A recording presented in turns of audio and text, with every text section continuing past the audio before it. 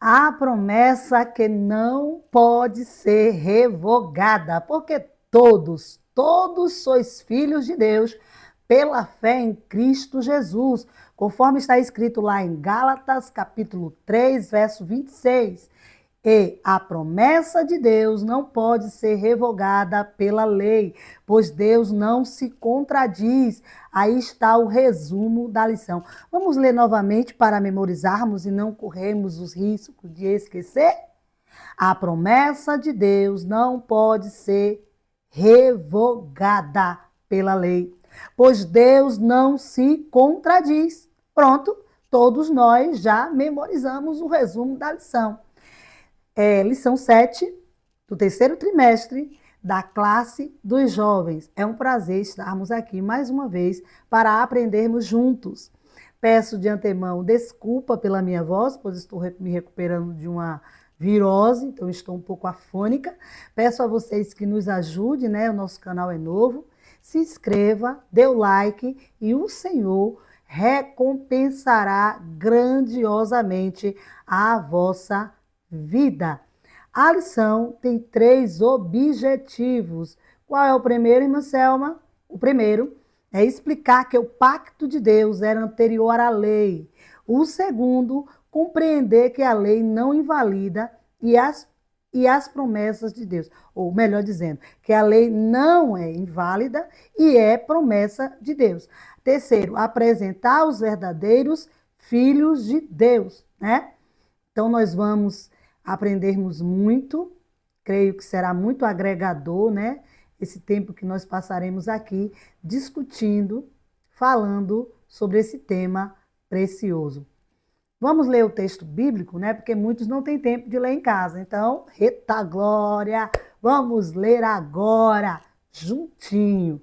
Que está em Gálatas, capítulo 3, do verso 17 até o 24, que diz assim: digo isto, que tendo sido o testamento anteriormente confirmado por Deus, a lei, que veio 430 anos depois, não invalida de forma a abolir a promessa. O verso 18. Porque se a herança provém da lei, já não provém da promessa. Mas Deus, pela promessa, a deu gratuitamente a Abraão. O verso 19 também diz assim: logo, para que é a lei? Para que serve a lei? O porquê da lei? Foi ordenada por causa das transgressões, até que viesse a posteridade a quem a promessa tinha sido feita. E foi posta pelos anjos na mão de um medianeiro. Ora, o medianeiro não é de um só, mas Deus é um, né? Logo, a lei é contra as promessas de Deus? A lei é contra as promessas de Deus? Será? De nenhuma sorte ela é contra as promessas de Deus. Porque se dada fosse uma lei que pudesse vivificar, a justiça, na verdade, teria sido pela lei. Mas a escolha, a escritura, encerrou tudo debaixo do pecado. Para quê? A promessa pela fé em Jesus Cristo fosse dada aos crentes. Verso 23. Mas antes que a fé viesse, estávamos guardados debaixo da lei e encerrados para aquela fé que se havia de manifestar. De maneira que a lei nos serviu de aio para nos conduzir a Cristo, para que pela fé fôssemos justificados, né? Ele, o próprio Jesus, ele falou que ele não veio desfazer da lei, ele veio cumpri-la, né? Nesta lição teremos ou veremos que Paulo se refere à importância da promessa em detrimento da lei. Os judaizantes criam que eram a semente de Abraão, e somente eles. Mas Paulo fez questão de mostrar que a semente de Abraão, para Deus, é muito mais abrangente do que se restringir apenas aos judeus. e alcança todos que creram e creem em Jesus pela fé. Judeus e gentios. A lei, que é o pacto mosaico, não tem o poder de anular a promessa de Deus feita ao patriarca 400 anos antes, né? Ele veio pegar ambos os povos, judeus e gentios, e transformar em um. Que um é esse, irmã Selma? A igreja. O ponto 1 aqui, né? Já lemos aqui a introdução. Agora vamos para o ponto 1, o pacto de Deus anterior à lei. A lei não invalida o testamento. Paulo se vale de uma linguagem jurídica para mostrar aos Gálatas a importância das promessas de Deus. Aqui ele apresenta uma contraposição entre a promessa e uma lei. Deus fez promessas a Abraão e destacamos a de que ele seria pai de uma grande nação, pelo que vemos ao longo da revelação divina, com base em Gênesis, capítulo 12 e o verso 3. Em ti serão benditas todas as famílias da terra. O alcance da promessa divina. Abraão ia além da sua semente física. Deus fez um pacto com Abraão e esse pacto não seria revogado pela lei mosaica ou a lei de Moisés. Na língua grega, há duas expressões para a palavra aliança. A primeira é sintek, colocar junto, onde um pacto é feito entre partes iguais, com direitos iguais de discutir o acordo a ser proposto. A segunda palavra é diateque, colocar por, e traz a ideia de um acordo em que as partes são desiguais, quando uma parte coloca os termos e a outra aceita ou rejeita. Esse é o termo que Paulo usa para explicar o pacto de Deus com Abraão. O patriarca, como ser humano, era limitado no que poderia oferecer a Deus, exceto pela fé que tinha no eterno Deus. Por sua vez, prometeu bênçãos a Abraão. E uma vez feito o pacto, acerca dessa promessa, não voltaria atrás em sua presciência. Perdoe-me, queridos, como eu falei no início, eu estou me recuperando de uma virose e não poderia deixar ou saltar uma lição, né? Na lição grega, há duas expressões para a palavra, né? A primeira é sinteke, que é colocar junto. A segunda é diateque, que é colocar por.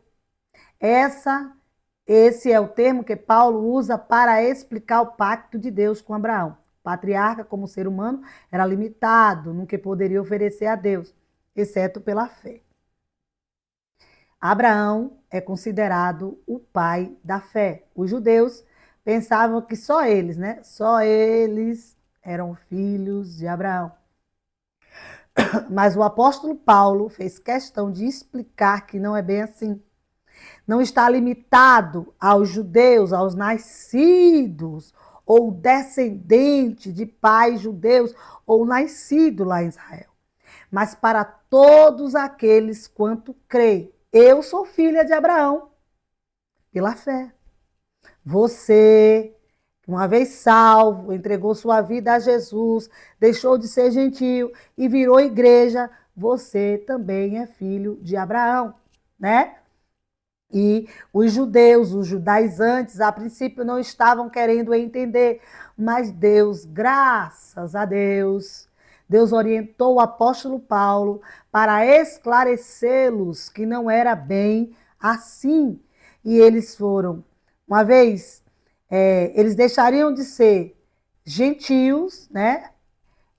No caso, nós, né, que aceitamos a Jesus e nos tornamos filhos de Abraão, né? Seríamos alcançados, experimentaríamos a oportunidade de vivermos pela fé. Porque nós temos em Abraão um exemplo. Abraão acreditou quando tudo levava ele a não acreditar. A mulher já tinha perdido os costumes das mulheres, né? Ela estava vendo as demais tendo filhos, sendo mãe, e ela ficando uma espécie de tia, uma tia-avó. Mas Abraão falava: Sara, minha querida, minha amada, ele, o grande Deus poderoso, Javé, aleluia, o Jireh, o Deus que provê todas as coisas, amada minha, que importa que o costume das mulheres ou as regras, né? Não desçam mais, não estão descendo mais. O que importa é que Deus chama a existência o que não existe. Pode você já não ter mais as regras, a nossa prática íntima já não ser mais as mesmas devido à idade, que vai deixando o corpo mais sem condições para tal. Todavia, amada, maravilhosa minha, precisamos continuar crendo que Deus chama a existência o que não existe. Se ele falou que ele me faria pai das nações, de uma grande e numerosa nação, né? É porque ele assim irá fazê-lo. Então esquece esse detalhe, é só um detalhe. Não tem mais regra, é só um detalhe, né? Para o homem humano, carnal, é uma sentença. A regra foi embora, não tem mais como frutificar. Mas para aqueles que creem no poderoso, Jireh, ele que provê em tempo de escassez, ele que é capaz de fazer amar e frutificar quando não tem mais regra, quando o costume e a prática sexual não é mais a mesma, ele pode usar de um ato para cumprir. E muitos têm N atos, e se não é a vontade de Deus, não ocorre fecundação. Mas, não obstante a prática sexual ser pouca, as regras de Sara não mais descer, Deus, perdoe-me, Deus havia feito uma promessa. E uma vez que ele prometeu, aleluia, glória a Deus, uma vez que ele prometeu, ele vai cumprir. Por quê? Porque Deus não é homem para que minta, nem filho do homem, aleluia, para dizer e não fazer, né? Muitas das vezes eu e você dizemos e não fazemos, prometemos, mas não cumprimos, mas nós somos humanos. Mas o poderoso, o grandão da Galileia, quando ele fala, está falado, porque ele não é homem. Então, Abraão sabia que as regras ausentes, que a prática, o ato sexual ter diminuído, não era sentença para não ser cumprido o que Deus tinha falado. Deus falou. E se Deus falou, queridos, meus queridos jovens, minhas queridas jovens, se Deus falou, tá falado. Eita maravilha! E Abraão, nosso pai da fé, entendeu assim. Porque quem tinha falado isso para ele não foi o seu pai. Quem tinha falado isso para ele não foi o seu primo Ló. Quem tinha falado isso para ele não foi qualquer parente de cabelo branquinho, de mais idade, ou quem quer que seja, outro ser humano. Quem tinha falado para ele é aquele que tem o poder de deixar nascer, aleluia, e também abrir sepultura. A Bíblia deixa bem claro que só nasce com o consentimento dele. Também só parte da terra, aleluia, com o consentimento dele. Então, Abraão, o nosso pai, o nosso exemplo de fé, ele sabia que não importava os cabelos brancos, que não importava os anos que se passaram, Deus era e é e sempre será fiel para cumprir. Aleluia. Bendito é o nome do Senhor. A herança vem pela promessa. Aleluia. A lei mostrava o pecado e os homens testavam os limites do alcance dela, pecando contra Deus. Mas a herança vem pela promessa. Por mais que a herança possa ser regulamentada por uma lei, ou seja, por mais que uma lei defina as regras para que uma herança possa ser dada e recebida. A lei não tem o poder de modificar a vontade do testador, nem de alterar o testamento depois de o testador ter falecido. A lei pode regulamentar, mas não invalidar o testamento, ainda mais se essa lei veio muito tempo depois de o testamento ter sido acertado entre o doador e o herdeiro. Isso é uma explicação para que fique mais claro sobre essa questão de lei, né? A promessa de Deus a Abraão não poderia ser revogada pela lei que Deus deu ao seu povo. A herança não viria através da lei, mas da promessa baseada e ratificada pelo testamento entre Deus e Abraão. Aleluia. Ele veio para os seus, mas os seus não o receberam. Então, a todos quanto creram, foi-lhe dado o direito de ser chamado, aceito como filho de Deus. Aleluia. Quando eu começo a ler, a falar sobre o pacto, aleluia, sobre a promessa de Deus, a minha alma, ela muito se alegra. Aleluia. Sinto vontade de chorar, de bradar em mistério, porque é forte. Aleluia. Olha, presta atenção. Imagine um papel, né? O papel está na mão do próprio Deus. Aleluia. E uma caneta. Olha, Abraão, você pode não ter filho agora. Abraão, você pode estar achando que o teu mordomo, Eliezer, o Eleazar, vai ser o teu herdeiro. Preste atenção, Abraão. Eu sou Deus que dou vida. Eu sou Deus que fecho madre. Aleluia. Como ele fechou a Diana. A Bíblia diz que Deus tinha fechado a madre Diana.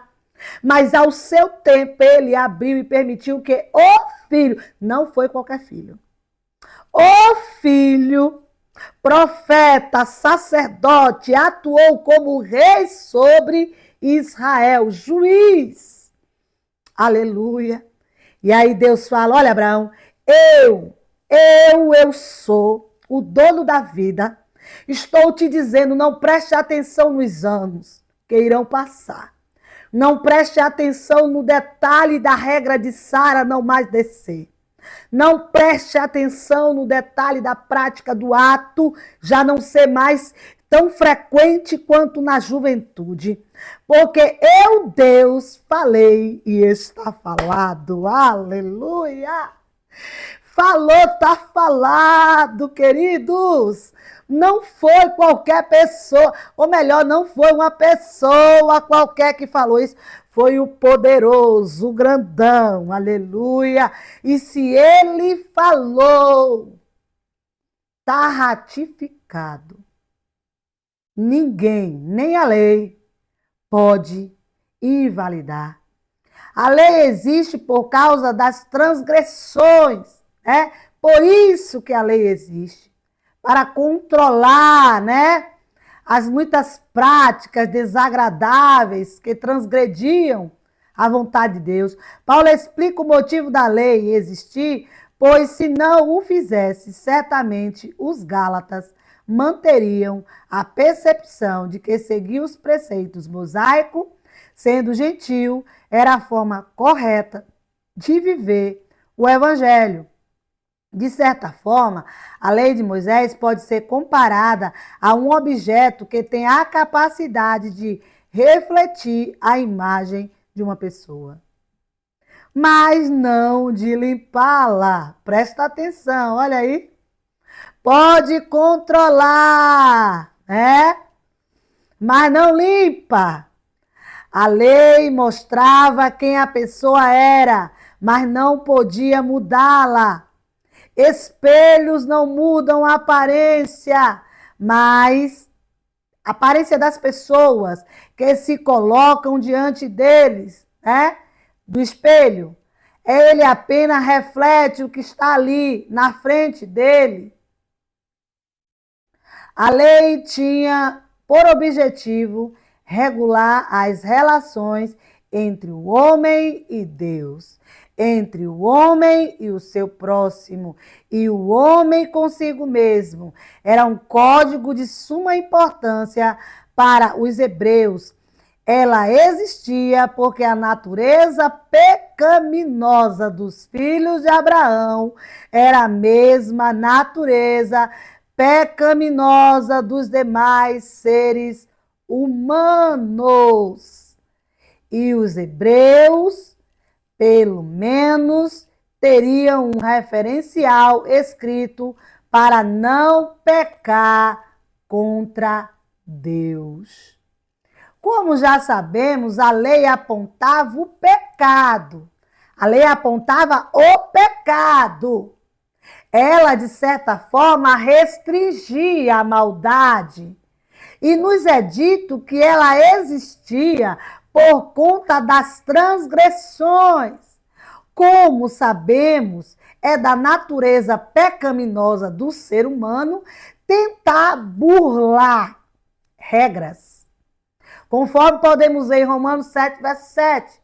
A lei mostrava o pecado e os homens testavam os limites do alcance dela, pecando contra Deus.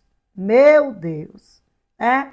Só esse amor maravilhoso que está lá em João 3,16, esse amor ágape, para suportar tanta pecaminosidade humana, e ainda assim, né? Como diz o hino, que amor nos concedeu Jesus, gozo santo e celeste luz.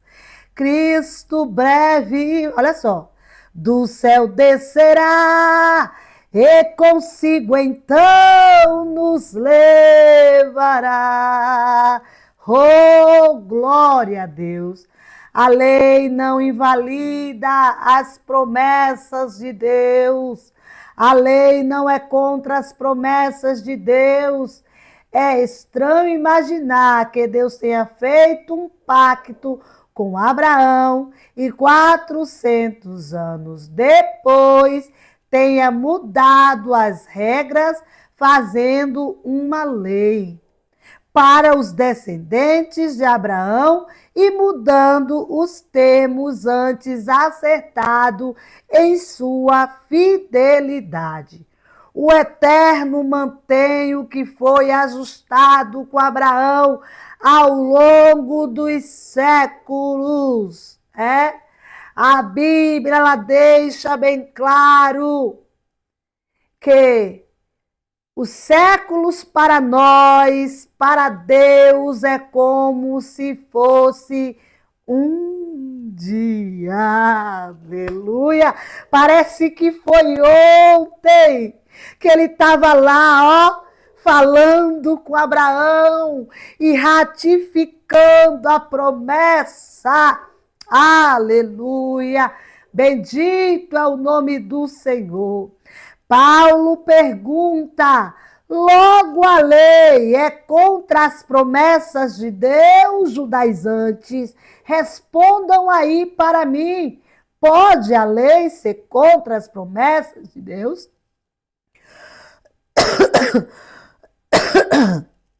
Perdão. De maneira nenhuma. A lei não é contra a promessa de Deus.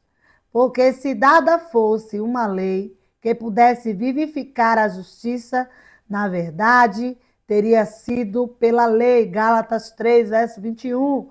O que os judaizantes não compreendiam é que a lei e a promessa de Deus não era oposta.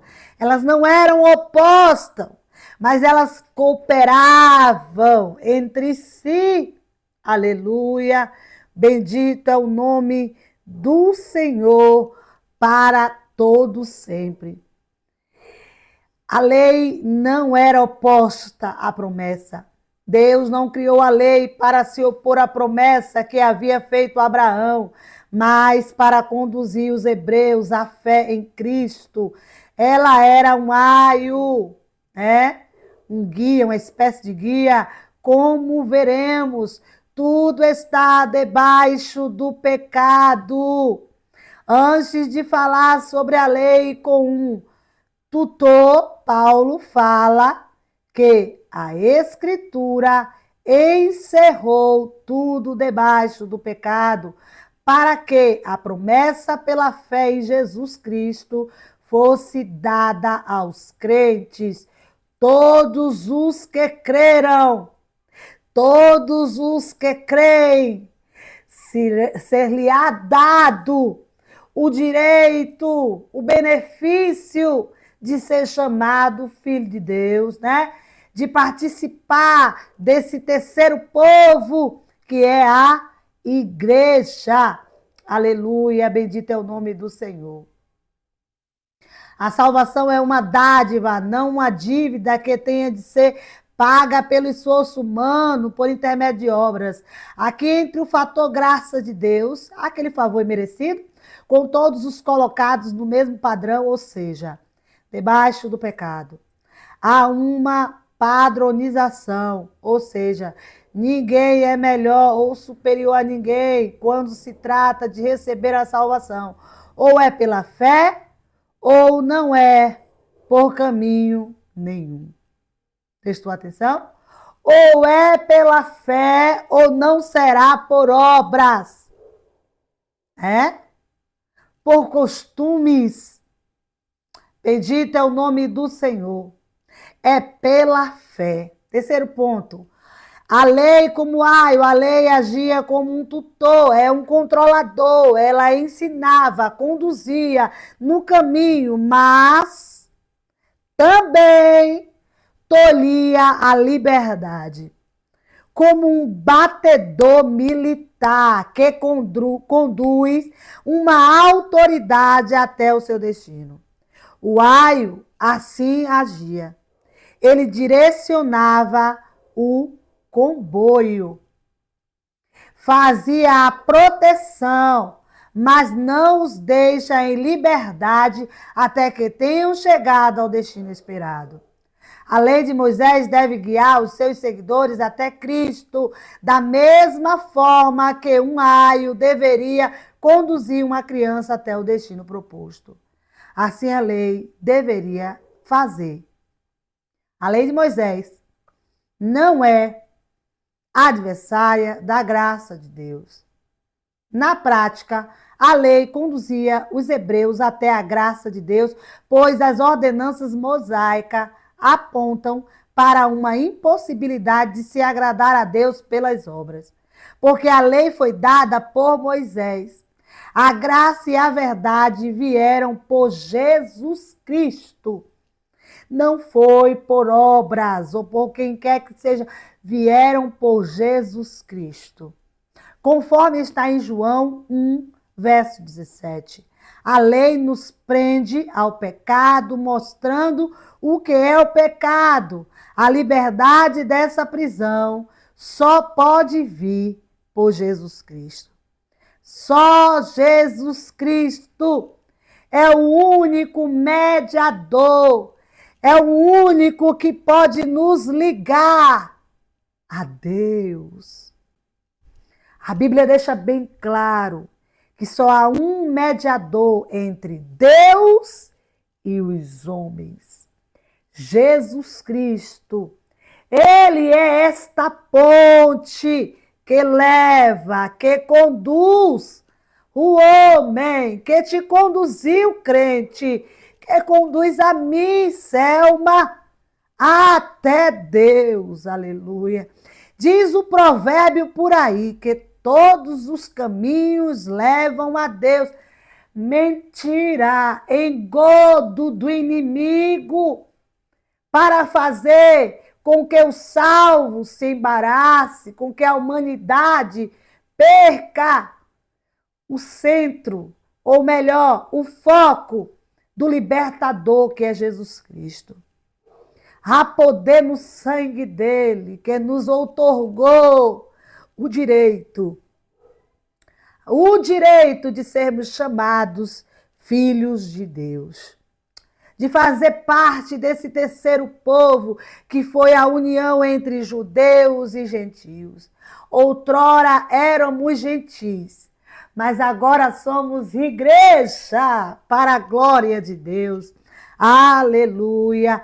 Bendito é o nome do Senhor. Deus, ele é fiel. Os verdadeiros filhos de Deus, ele é fiel com os verdadeiros filhos de Deus. Somos filhos de Deus pela fé. Somos filhos de Abraão, temos por pai Abraão, nosso pai da fé. Não há judeu nem grego. Aleluia, na graça de Deus todos nós somos iguais. Para a salvação, pecadores, aleluia, éramos pecadores, sem fé, aleluia. Mas ele veio e nos transformou nesse terceiro povo chamado igreja.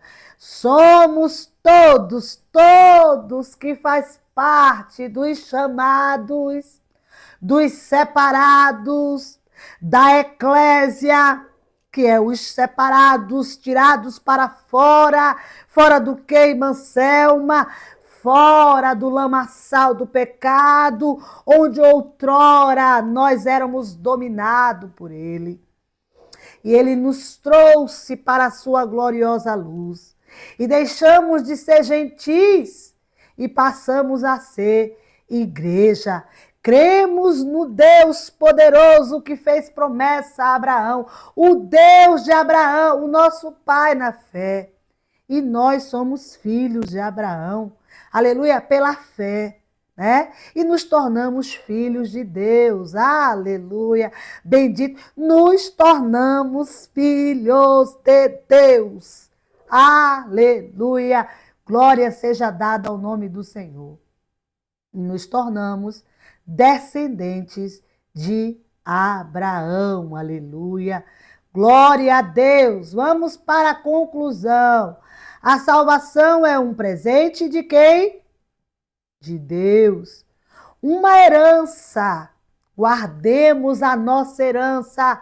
Lembra de Nabote? Que Nabote foi oferecido a Nabote uma vinha melhor, mas ele não aceitou. Foi oferecido a Nabote uma paga, um valor alto, valor maior do que da vinha. Nabote não aceitou. Foi oferecido a ele que fosse trocada por uma vinha melhor ou maior. Ele também não aceitou. Ele falou: longe de mim negociar a herança dos meus pais. Que o Senhor ache em você, querido jovem, querida jovem, que Ele ache em você um espírito destemido, tal qual houve em Nabote, para não negociar, aleluia, os teus valores, para não negociar, aleluia, esta salvação que é a promessa. Vou para o meu Pai, mas um dia eu voltarei, aleluia, e vos levarei para que, Selma? Para que esteja juntinho de mim, lá com o papai, aleluia. Eu vou prepará-los lugar, aleluia. Fiquemos firmes. Não permita que o adversário da nossa alma venha nos seduzir ou distrair com as coisas daqui. Tem uma canção da harpa cristã que diz assim, ó: passarinhos, belas flores, querem me encantar. São vãos terrestres, esplendores, mas eu contemplo o meu lar. Então, não se permita estar distraído. Não permita que o adversário da nossa alma venha com um sapatinho de lã lhe distrair, atrapalhar a tua comunhão com Deus, porque não dá para se manter vivo sem leitura da palavra, sem jejum, sem oração. Estamos vivendo em um tempo em que as redes, né? As redes sociais, se nós não sabermos usá-la, elas nos levam para longe de Deus. Mas há poder no sangue de Jesus. E eu profetizo, jovem, sobre a tua vida, força, força para vencer, força para não negociar os teus princípios, né? O que é que a Bíblia diz? Eu vos escrevi, jovens, porque sois fortes e a palavra de Deus habita em vós. Eu agradeço a cada um de vocês que tiraram esse tempinho, né, para aprendermos. Essa é a nossa escola, escola dominical. Essa é a nossa escola, uma escola sem igual. Deus abençoe.